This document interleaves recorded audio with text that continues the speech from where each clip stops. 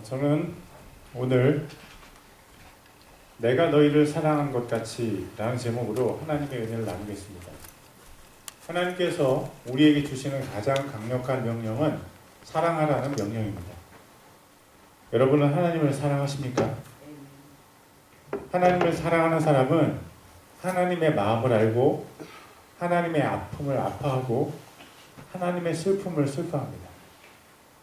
하나님을 사랑하는 사람은 하나님의 소망을 자신의 소망으로 품게 되고 하나님의 기쁨을 가장 기뻐합니다. 그런 사람이 하나님을 사랑하는 사람입니다. 하나님은 하나님을 사랑하는 사람을 통해서 이 땅을 축복하십니다. 하나님은 하나님을 사랑하는 사람을 사용하셔서 하나님의 영광을 이 땅에 계시하시고 하나님의 계획을 이 땅에서 실행하십니다. 하나님의 계획은 우리가 머리로 계산해서 실행하는 것이 아닙니다. 하나님은 창조주이십니다. 하나님의 창조성은 우리가 하나님을 위해서 하나님의 일을 할 때도 우리를 통해서 발휘되어야 합니다. 그것이 정상입니다. 만일 우리가 우리의 옛 방식대로 우리가 이제껏 이렇게 했기 때문에 우리는 이렇게 해야만 한다고 주장한다면 그것은 아마도 하나님의 창조성을 잘 알지 못하기 때문일 것입니다. 우리의 한계는 새로운 것을 잘 하지 못한다는 데 있습니다. 그러나 하나님은 언제나 새로우십니다. 어제 떴던 해가 오늘 다시 떴지만 우리의 오늘은 어제와 똑같지 않습니다. 하나님은 늘 새로운 변수를 우리의 삶에 숨겨놓으셔서 우리가 미래를 예측하지 못하게 하시고 우리가 우리 자신을 의지하는 것을 주저하게 하십니다. 누가 하나님의 창조성을 알 수 있을까요? 누가 날마다 새로운 하나님의 섭리를 깨달을 수 있을까요? 오늘 예수님께서 제자들에게 서로 사랑하라고 명령하시면서 그 명령을 새로운 것이라고 하셨습니다. 요한복음 13장 34절과 35절입니다. 내가 새 명령을 너희에게 주노니 너희는 서로 사랑하라. 내가 너희를 사랑한 것 같이 너희도 서로 사랑하라.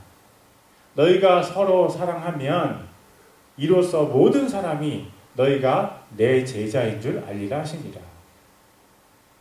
서로 사랑하라는 명령은 전혀 새로운 것이 아닙니다. 하나님께서 모세를 통해서 쓰신 레위기 19장 18절에 이렇게 쓰여져 있습니다. 너는 원수를 갚지 말고 내 백성의 자녀들에게 원망하지 말며 내 이웃을 내 자신과 같이 사랑하라. 나는 주니라. 이웃은 먼 데 있는 사람이 아니고 바로 내 옆에 있는 사람입니다. 그 사람을 사랑하라는 명령은 하나님께서 만드시는 어떤 공동체에도 공통적으로 적용되는 것입니다. 내가 사는 내 가정 안에서 내 이웃은요, 내 아내, 내 남편, 내 자녀들입니다. 내 직장 안에서의 내 이웃은 직장 동료, 상사, 하급 직원들입니다. 소매점에서 근무하는 사람의 이웃에는 손님도 포함이 되겠죠. 운동하러 매일 짐에 가는 사람의 이웃은 짐의 직원이나 또는 운동하는 다른 사람들입니다. 어떤 사람들은 하나님의 특별하신 부르심으로 특별한 사람들을 자신의 이웃으로 받습니다.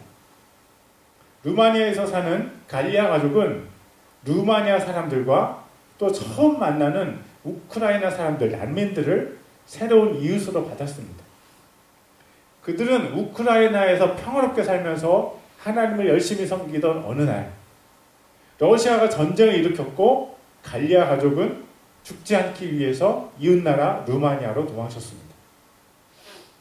살던 집과 정든 이웃들을 잃어버렸고 루마니아가 피난민들을 위해서 제공한 무료 아파트에 살면서 다른 피난민들을 돕고 그들에게 예수님을 전했습니다. 그런데 시간이 흐르면서 그들은 무료로 살던 아파트의 렌트 50%를 지불해야 했고 2024년 3월부터는 바로 이달부터는 다른 거처를 렌트해서 옮겨야만 합니다. 이전에 전혀 몰랐던 사람들이 그들의 이웃이 되었는데도 불구하고 갈리아 가족은 하나님을 사랑했고 고통스러운 환경 가운데에서 이웃들을 사랑했습니다. 갈리아의 남편 데니스는 루마니아와 우크라이나를 오가면서 난민들을 돕고 있는데 그 일을 기반으로 새로운 사업을 구상하고 있습니다. 그런데 지금 그들은 새로운 거처를 찾아야 하고 그곳을 위한 월세가 간절히 필요한 상황입니다. 피난민으로서 다른 피난민들에게 예수님을 전하고 살고 있는 그들을 하나님께서 우리에게 이웃으로 주셨다는 사실을 여러분 알고 계십니까? 우리처럼 작은 교회가 무슨 도움을 줄 수 있을지 모르겠지만 중국과 베트남에서 선교사로 살았던 저는 그들의 상황이 너무 안타깝게 느껴집니다.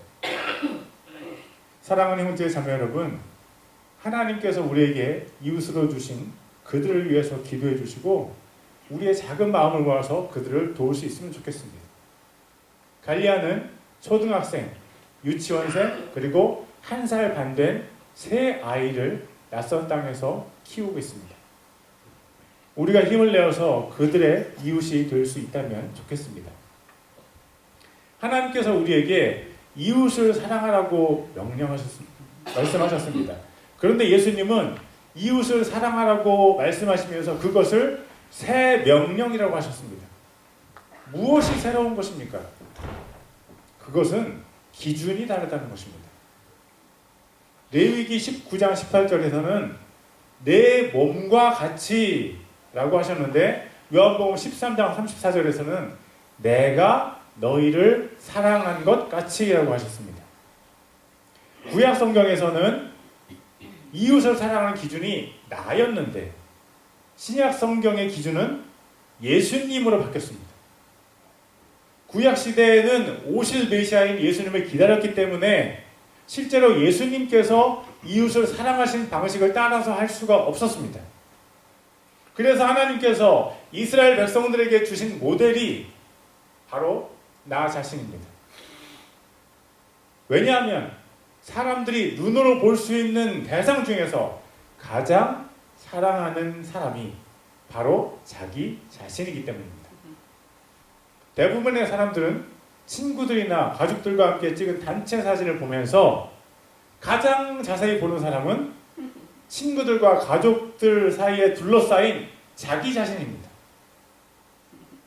많은 사람들이 자기 자신을 가장 사랑합니다. 그것은 지금도 별반 다르지 않습니다. 교회에 출석해서 봉사를 하는 사람들을 잘 살펴보면 대다수의 사람들이 자기 자신을 가장 사랑합니다. 제가 섬겼던 오누리 교회는 장로교회이기 때문에 1년에 한 번씩 장로님들을 선출합니다. 장로님들이 선출이 되면 1년간은 장로 훈련을 받고 그 훈련을 잘 통과해야 그 후에 장로로 인정됩니다. 그 장로 훈련들 중에 제게 가장 인상 깊었던 것은 화장실 청소였습니다. 오늘 교회 장로님들은 대부분 회사의 CEO 또는 대학 교수 등 사회적으로 성공한 분들이었고 또 교회에서도 열심히 섬긴 분들입니다. 사회적으로 명망 있는 분들이 주일마다 화장실을 청소하는 모습이 존경스러웠습니다. 주일에는 온누리교회 화장실들에 적어도 수천 명의 교인들이 이용하기 때문에 화장실 청소가 여간 고역스러운 것이 아니었습니다. 온누리교회는 왜 장로 훈련생들에게 화장실 청소를 시킬까요? 제 생각에는 자기 사랑을 내려놓고 이웃 사랑을 몸으로 실천해보게 하는 것입니다. 자기 사랑이 이웃 사랑으로 바뀌는 장소가 바로 장로 훈련생들에게는 화장실이었던 것입니다. 예수님께서 이 땅에 오시기 전에 이웃 사랑의 기준은 나 자신이었습니다. 내 이웃을 내 자신과 같이 사랑하라. 그러나 예수님께서 이 땅에 오시자 그동안의 기준이었던 나는 더 이상 기준이 될 수 없었습니다. 그동안 기준이 너무 낮았습니다. 그동안의 기준은 사람이었습니다. 그런데 예수님께서 우리에게 주신 새로운 기준은 하나님이십니다. 내가 너희를 사랑한 것 같이 너희도 서로 사랑하라. 그런데 예수님께서 오시자 우리에게 문제가 생겼습니다. 기준이 너무 높아졌습니다. 우리는 이제 어떻게 하면 됩니까? 기준이 사람이었을 때도 그 기준을 결코 낮다고 말할 수 없었습니다. 우리는 다른 사람을 내가 나를 사랑하는 정도로 사랑해 본 적이 있습니까? 결혼을 하기 위해서 모든 열정을 쏟아서 연인을 사랑하는 청춘 남녀들은 서로를 내가 나를 사랑하는 정도로 사랑할까요? 열정은 사랑이 아닙니다. 사랑은 변하지 않지만 열정은 쉽게 식어버립니다. 부모들은 자녀들을 내가 나를 사랑하는 정도로 사랑할까요? 훌륭한 부모님들이 정말 많이 있습니다.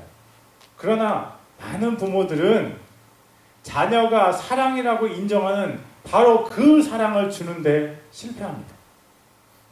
자녀들은 그것을 사랑이라고 느끼지 않는데도 불구하고 부모들 자신이 사랑이라고 생각하는 것을 주려고 합니다.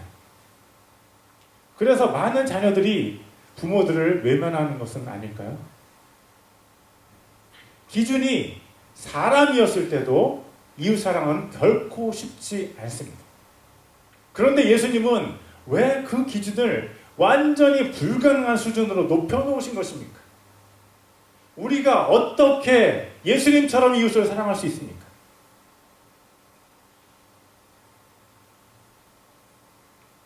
우리가 어떻게 이웃을 위해서 우리의 목숨을 내놓을 수 있습니까?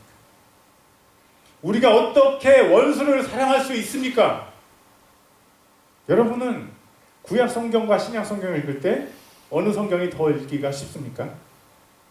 아직 성경을 안 읽어보신 분들은 생명의 말씀인 성경을 읽기 시작하기를 바랍니다. 저는 신약 성경을 읽는 것이 구약 성경을 읽는 것보다 더 어렵습니다.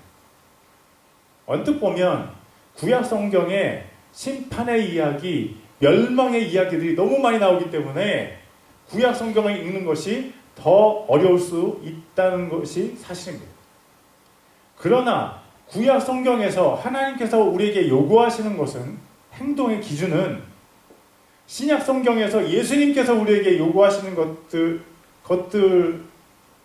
요구하신 것들보다 훨씬 쉽습니다.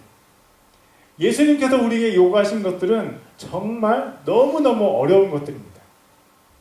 구약 성경에서는요, 육체적으로 여성을 범해야 간음이라고 했지만 신약 성경에서 예수님은 여자를 보고 마음의 음욕을 품기만 해도 간음이라고 말씀하셨습니다.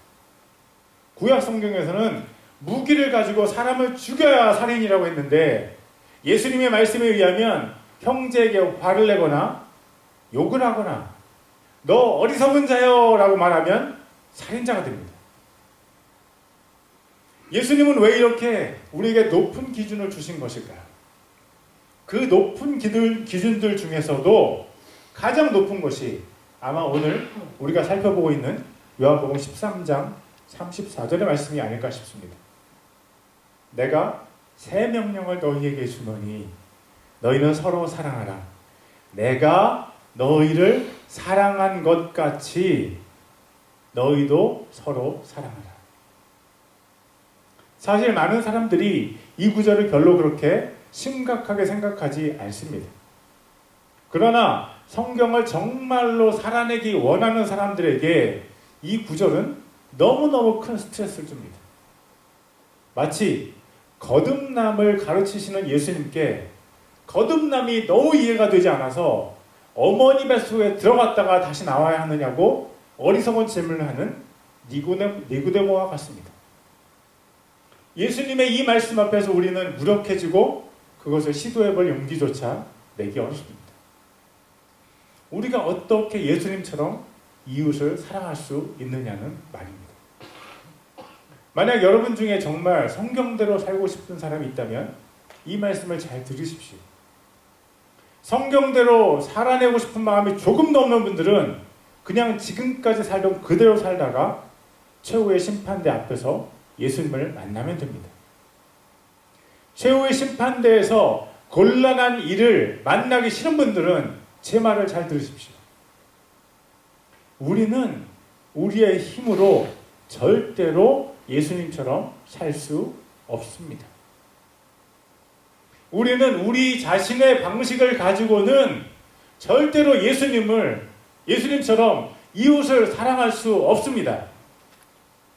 예수님처럼 이웃을 사랑할 수 있는 사람은 딱 한 무리의 사람들입니다. 요한복음 13장 35절의 표현을 빌리자면 우리는 그 사람들을 예수님의 제자라고 말할 수 있습니다. 너희가 서로 사랑하면 이로써 모든 사람이 너희가 내 제자인 줄을 알리라 하십니다. 내가 너희를 사랑한 것 같이 너희가 서로 사랑하면 너희는 내 제자다. 제자의 유일한 표식은 사랑입니다. 다른 모든 사랑은 제자의 표식이 될 수 없습니다. 오직 예수님처럼 사랑하는 것만이 제자의 표식이 될 수 있습니다. 너무 높은 벽 앞에서 우리의 마음이 갑갑해져 옵니다. 우리는 어떻게 예수님의 사랑을 행할 수 있습니까? 예수님의 사랑을 행하기 위한 전제 조건이 하나 있는데 그것은요, 하나님의 사랑을 받는 것입니다. 사랑을 받지 않은 사람은 사랑을 주기가 어렵습니다. 부모의 사랑을 충분히 받지 못한 사람이 다른 사람을 사랑하는 것은 정말 어렵습니다. 부모의 사랑을 충분히 받고 자란 사람들은 다른 사람에게 사랑을 주는 것이 비교적 쉽습니다. 예수님처럼 사랑하려면 우리는 먼저 하나님의 사랑에 푹 잠겨야 합니다. 그러면 우리는 어디에서 어떻게 하나님의 사랑을 경험할 수 있습니까? 하나님 아버지의 사랑은요, 인류 역사를 통틀어서 단 한 가지 방법으로만 경험할 수 있습니다. 하나님 아버지의 사랑은 예수님을 통해서 이 세상에 부어졌습니다. 예수님을 통한 하나님의 사랑을 경험하지 못한 사람은 예수님처럼 이웃을 사랑할 가능성이 제로입니다. 그러므로 예수님처럼 이웃을 사랑하기 원하는 사람은 먼저 하나님의 사랑을 충분하게 경험해야만 합니다. 우리가 예수님을 믿을 때 우리는 비로소 하나님의 사랑을 경험할 수 있습니다. 요한복음 3장 16절입니다.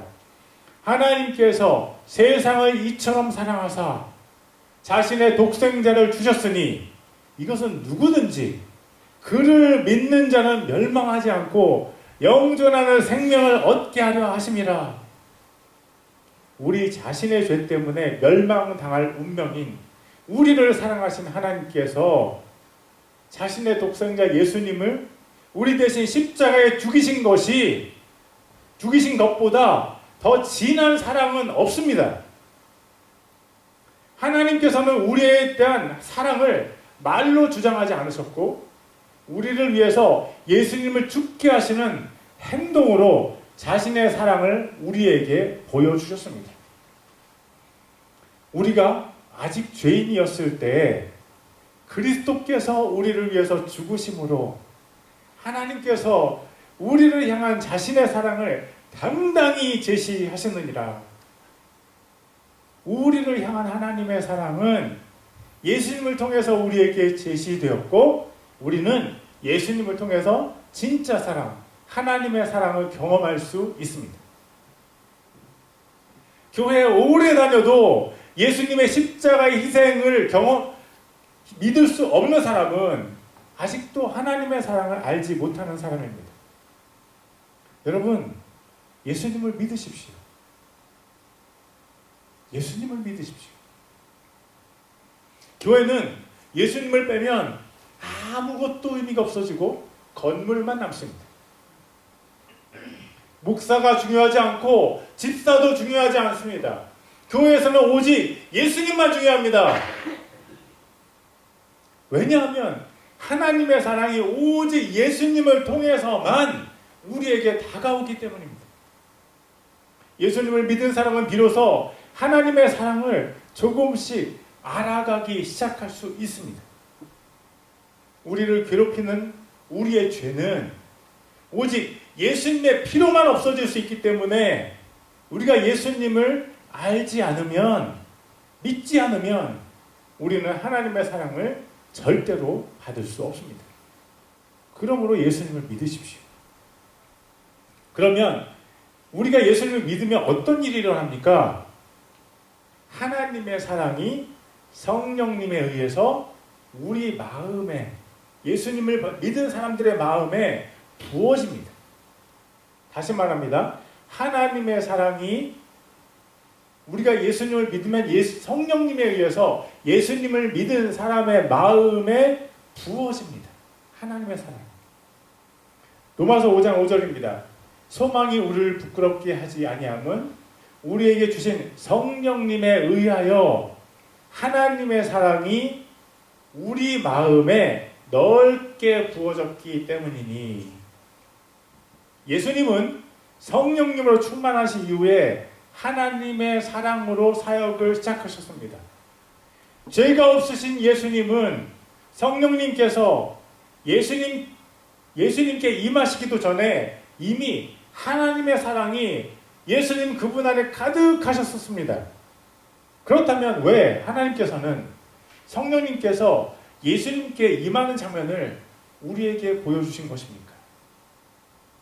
하나님께서는요, 우리에게 성령님께서 임하셔야만 한다는 사실을 예수님께 성령님이 임하시는 그 사건을 통해서 우리에게 가르쳐 주기를 원하셨습니다. 성령님에 의해서만이 우리의 마음에 하나님의 사랑이 부어집니다. 하나님의 사랑이 우리 마음에 넓게 부어지면 우리의 딱딱한 마음이 풀어져서 부드러운 마음이 됩니다. 우리의 마음이 부드러워지면 비로소 우리도 예수님의 사랑을 행할 수 있는 사람이 됩니다. 중요한 것은요, 우리에게 하나님의 사랑이 절절하게 느껴지는 것이고, 우리가 하나님의 사랑에 눈물을 흘릴 정도로 하나님의 사랑이 우리에게 감격적으로 다가오는 것입니다. 언제 그렇게 됩니까? 성령님께서 우리에게 찾아오실 때, 성령님께서 우리를 터치하실 때 그렇게 됩니다. 성령님께서 우리를 터치하시면 하나님의 사랑이 나야가라 폭포처럼 우리의 마음에 쏟아 부어집니다. 그러면 예수님을 믿은 우리가 하나님의 사랑을 폭포수처럼 받기 위해서 해야 할 일이 무엇입니까? 그것은요, 성령님을 간구하는 것입니다. 누가복음 11장 9절과 11절입니다. 내가 또 너희에게 이르노니 구하라 그리하면 너희에게 주실 것이요, 찾으라 그러면 너희가 찾을 것이요, 두드리라 그러면 너희에게 열릴 것이니 구하는 자마다 받을 것이요 찾는 자는 찾을 것이요 두드리는 자에게 열릴 것이니라. 예수님께서 구하면 주시겠다고 하니까 사람들이 하나님께 돈을 구하고 권력을 구하고 명예를 구합니다. 그러나 이 구절의 진정한 의미는 성령님을 구하는 것입니다. 제가 방금 읽은 구절의 다음 세 구절을 읽어드리겠습니다. 누가복음 11장 11절에서 13절까지입니다. 너희 중에 누가 아들이 빵을 구하는데 아버지가 되어 그에게 돌을 주겠느냐? 혹은 그가 생선을 구하는데 그에게 생선 대신 뱀을 주겠느냐? 혹은 그가 알을 구하는데 그에게 전갈을 주겠느냐? 그런즉 너희가 악할지라도 너희 자녀들에게 좋은 선물들을 줄 알거든 하물며 하늘에 계신 너희 아버지께서 자기에게 구하는 자들에게 성령을 얼마나 더 많이 주시겠느냐 하십니다. 예수님께서 말씀하십니다. 성령을 구하고 성령을 찾고 성령님을 달라고 하늘의 문을 두드려라. 성령님을 구하는 사람에게 하나님께서 성령님을 주십니다. 성령님을 찾는 사람은 성령님을 찾게 될 것입니다. 성령님을 달라고 하늘의 문을 두드리는 사람에게는 하늘의 문이 열려져서 성령님께서 폭포수처럼 그 사람에게 임할 것입니다. 그리고 그 일은 예수님께서 약속하신 성령님을 기다리던 예수님의 제자들에게 문자 그대로 이루어졌습니다. 사도행전 2장 1절부터 4절까지입니다. 오순절 날이 충만히 임하였을 때 그들이 다 한 마음이 되어 한 곳에 있더라. 갑자기 하늘로부터 급하고 강한 바람 소리 같은 소리가 나고 그들이 앉아있던 온 집에 그것이 가득하여 또 불에 혀같이 갈라진 것들이 그들에게 나타나 그들 각 사람 위에 앉더라.